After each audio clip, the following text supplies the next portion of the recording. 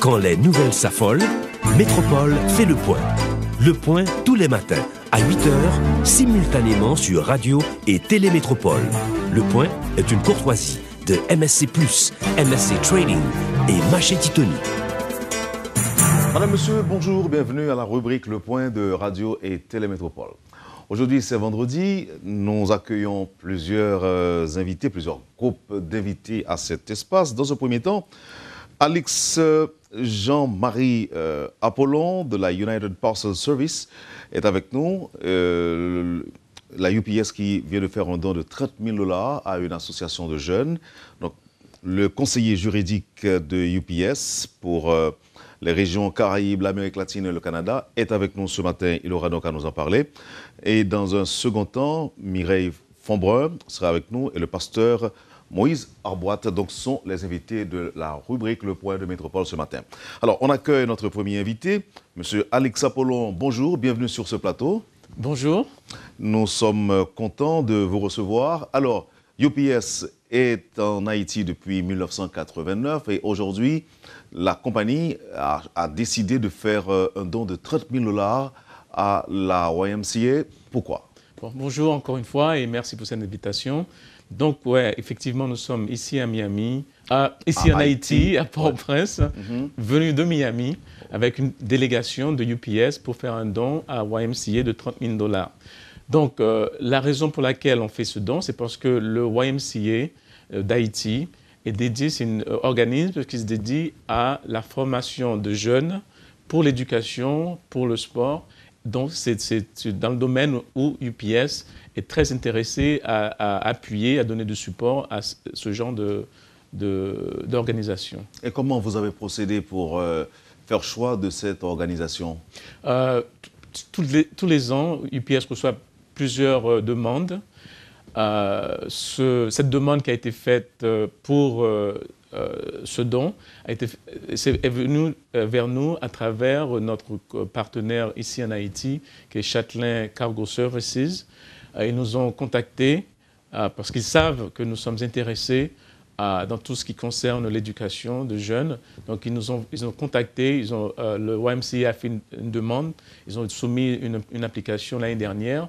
On a révisé tous les documents et pour s'assurer qu'ils étaient un organisme crédible. Et une fois qu'on a révisé tout ce qu'ils faisaient, on a décidé de leur faire ce don. Donc, les YMCA est bénéficiaire et est-ce qu'on peut dire que n'importe quelle organisation qui milite dans le domaine de l'éducation, le sport, la culture, la santé, ces organisations-là sont éligibles? Oui, ils sont candidats. Ils sont candidats, effectivement. Mais comme j'ai expliqué, il y a une procédure.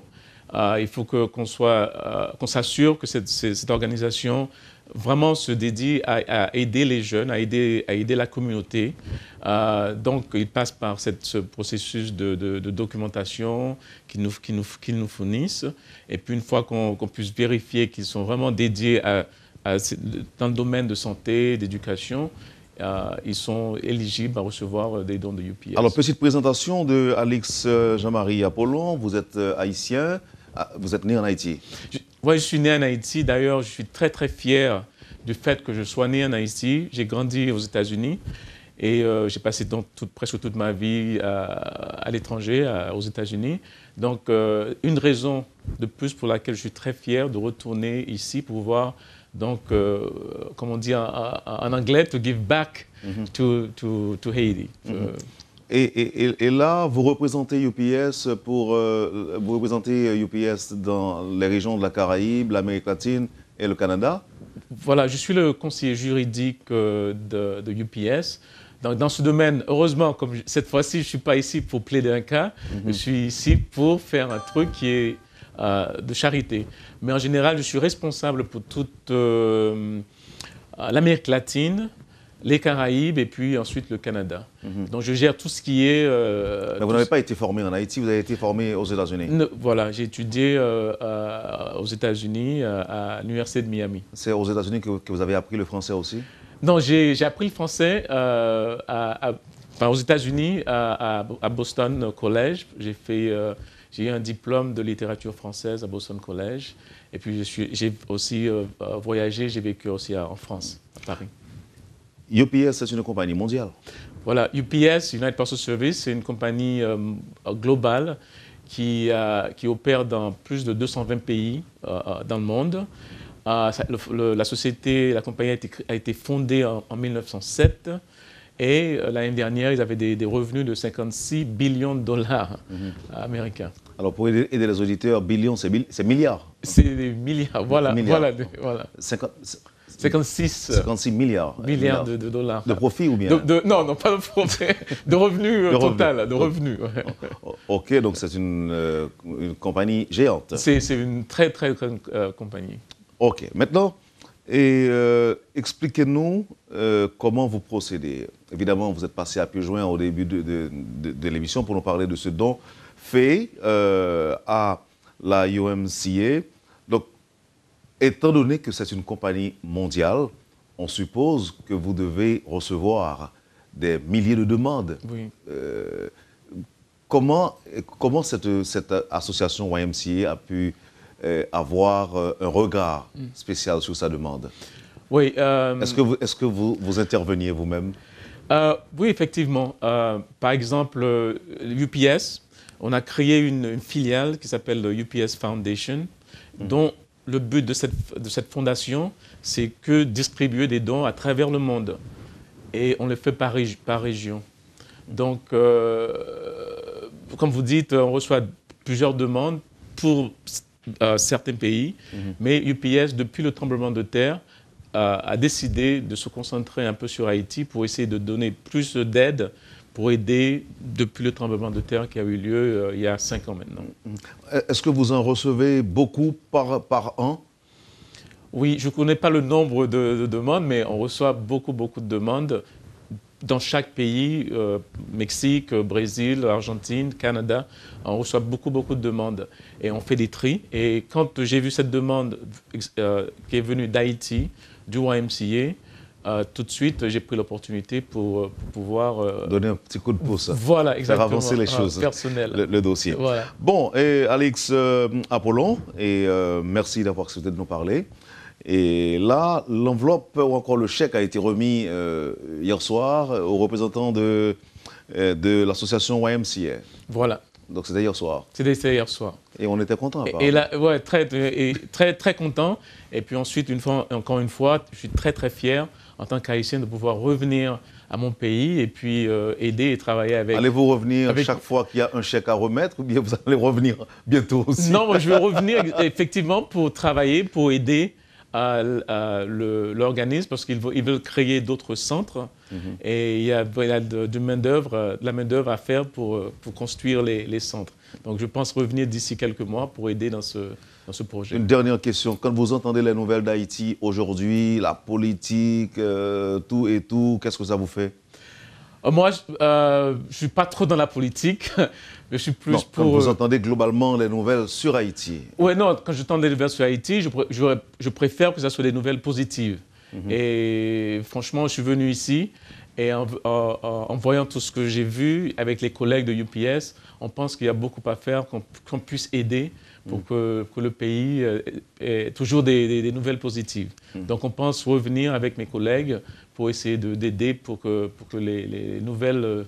soient plus ou moins positives. Voilà. Donc c'est-à-dire la UPS peut encore aider Haïti dans d'autres domaines? Dans d'autres domaines. Bon, c'est pas la fondation. Là, ce sera avec les collègues personnels. On va revenir de par nous-mêmes pour voir ce qu'on peut faire pour aider la communauté haïtienne. Mon cher, merci infiniment d'avoir accepté d'être avec moi ce matin et puis bonne chance du succès. Et c'est ce que nous vous souhaitons ici à Métropole, quand c'est un Haïtien qui brille à l'étranger, qui fait du bon travail.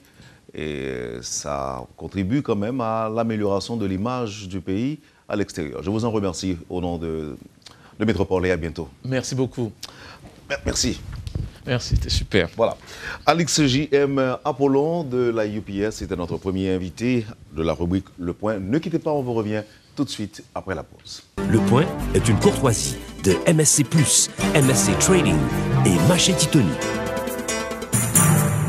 Bienvenue, madame, monsieur, à la deuxième partie de la rubrique Le Point de Radio et Télémétropole.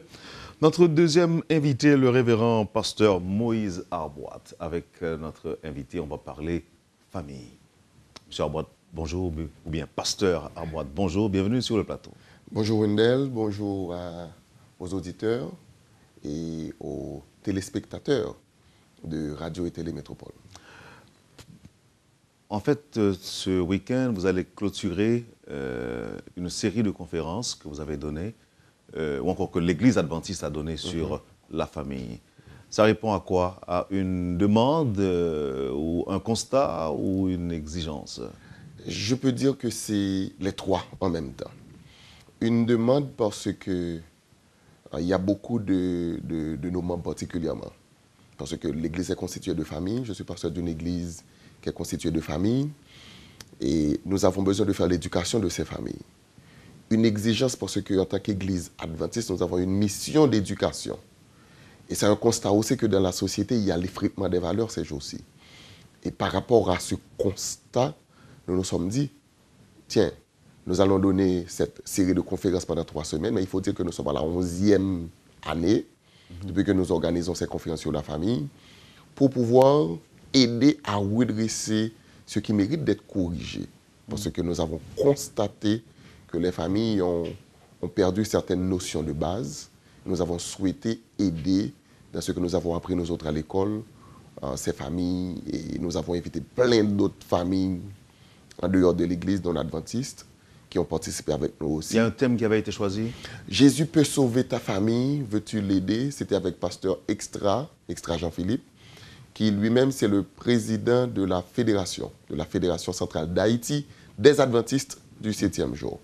C'est un maître en relations familiales, une maîtrise décrochée avec l'Université Montemorelos du Mexique.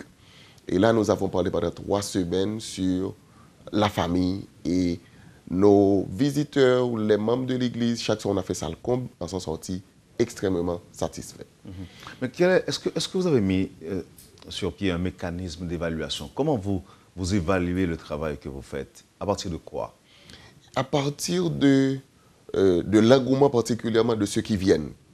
Parce que généralement, ceux qui sont très occupés ne vous désaccordent pas leur temps comme ça. Maintenant, à partir de cet engouement de ceux qui viennent et très souvent qui arrivent avant l'heure pour trouver une place parce que les places sont limitées. Notre Église a une capacité. Par rapport à l'engouement, mais par rapport aussi aux messages que nous recevons, par rapport au contact que nous gardons avec ceux qui viennent et qui pourraient y participer, nous avons compris qu'il faut effectivement continuer à faire ce travail. Et nous sommes là aussi ce matin pour dire que par rapport à cet engouement, par rapport à ce constat, nous sommes en train de planifier pour encore cette année reprendre dans une plus grande mesure, reprendre cette initiative, avoir à nouveau cette conférence, peut-être pour un temps plus court, 1 semaine ou 2, mais nous voulons reprendre cette expérience parce que le besoin est carrément là. Chaque conférence veut dire combien de gens à écouter? Il faut dire que quand le secrétariat nous donne le résultat de ceux qui viennent chaque soir, nous avoisinons chaque soir 200 visiteurs. 200 visiteurs par soir. Et il y a plus d'une centaine qui est régulier. Et nous avons déjà avoisiné plus d'un millier de visiteurs qui, certains sont venus, d'autres pas, ou qui sont venus et qui ne sont pas restés. Mais chaque soir, nous avons près de 200 visiteurs qui viennent et qui sont là. C'est déjà quelque chose. Et sur le plan pratique maintenant, et vous partez d'un constat, vous avez pris la décision de donner cette conférence pour aider à corriger ce qui peut l'être, pour vous répéter. Et aujourd'hui encore, le constat évident ou encore réel que l'on fait, c'est cet effritement que vous avez évoqué, cet effritement des valeurs. Pensez-vous qu'à travers de simples conférences, on peut arriver effectivement à redresser, à corriger, à offrir autre chose à la société? Nous pensons que toute initiative doit avoir un début. Et c'est peut-être le début. Parce que le constat que nous avons fait est bien réel. Il y a beaucoup d'enfants dans les rues. C'est par rapport, je peux dire, à une certaine mesure, l'irresponsabilité de ses pères qui pensent ou de ses parents qui pensent que la sexualité, c'est un jeu. Donner naissance à un enfant sans assumer sa responsabilité. Quand on n'est pas prêt, quand on n'a pas les moyens d'assumer la responsabilité, nous voulons avoir ou créer même dans la société des parents responsables, des pères qui sachent qu'ils sont des pourvoyeurs et qu'ils doivent aller vers cette initiative, avoir un enfant, quand ils se sentent prêts pour le faire. Maintenant, comme je vous ai dit, toute initiative a un début. Nous sommes au début pour claironner la responsabilité des parents, parler de l'idéal de Dieu pour la famille. Le divorce aujourd'hui devient un fléau dans le monde.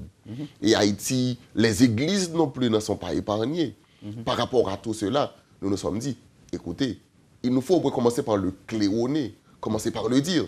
Il faut le dire, il faut le répéter pour ceux qui ont des oreilles, qu'ils entendent et qu'ils réagissent en conséquence.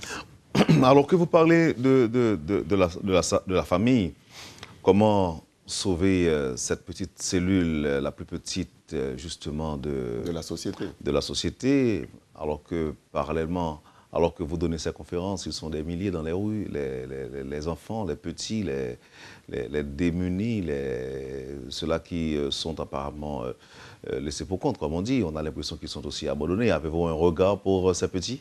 Il faut dire que, comme je vous ai dit tout tantôt, que nous sommes à la 11e année depuis que nous faisons ces conférences.